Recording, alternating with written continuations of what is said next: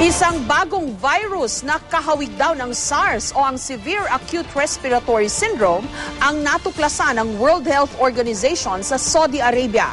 Bagaman wala pa raw indikasyon na pwede itong makarating sa Pilipinas, nagpulong na ang iba't ibang ospital at ilang ahensya dito para paghandaan ang bagong virus. May report si Katrina Son.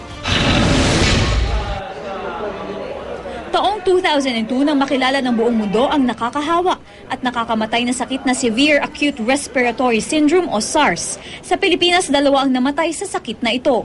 Isang dekada matapos ang SARS scare, isa namang bagong virus na kahawig nito ang natuklasan ng World Health Organization sa bansang Saudi Arabia. 2 na ang naitalang kaso nito. Ang isa raw sa kanila, namatay ilang linggo na ang nakakaraan. Patuloy namang inoobserbahan sa isang ospital sa United Kingdom ang isang 49 years old na Qatari matapos bumisita sa Saudi Arabia. There are no details yet kasi the clinical investigation is still ongoing.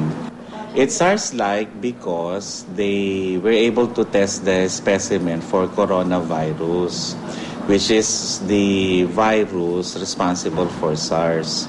SARS-like because it's not the same coronavirus.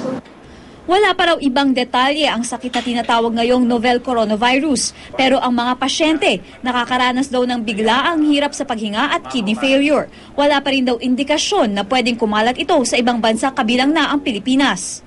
They urge member states around the world to report any unusual admissions sa intensive care unit of any patient na merong sudden respiratory difficulty tapos magkakaroon ng renal failure or kidney failure.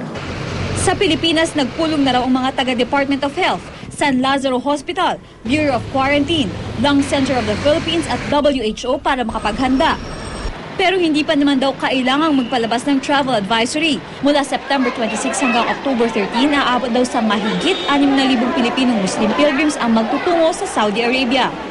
Itong araw ang unang araw ng pag-alis ng ilan sa mga kababayan nating mga Muslim na magtutungo sa Saudi Arabia para sa Hajj. At bagong araw sila umalis, siniguro muna na mabakunahan ang bawat isa sa kanila para masiguro rin na malakas ang kanilang pangangatawan at may panlaban sila sa anumang sakit.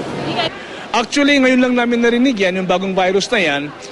Kaya kami sa opisina, kahit wala yung bagong news na virus na yan, are talagang working very hard na talagang mabigyan po natin ng vaccines ang mga pilgrims, lahat po sila. Pero kumpleto man daw sila sa mga bakuna para sa AH1N1, meningo at influenza. Iba yung pag-iingat pa rin daw ang pinakamabisang sandata at laban sa sakit. Unang-una, we want to at least remind ating mga pilgrims to be careful. Siguro yung mga ganitong insidente, it is not enough though to instill fear among our pilgrims. Katrina Son, GMA News.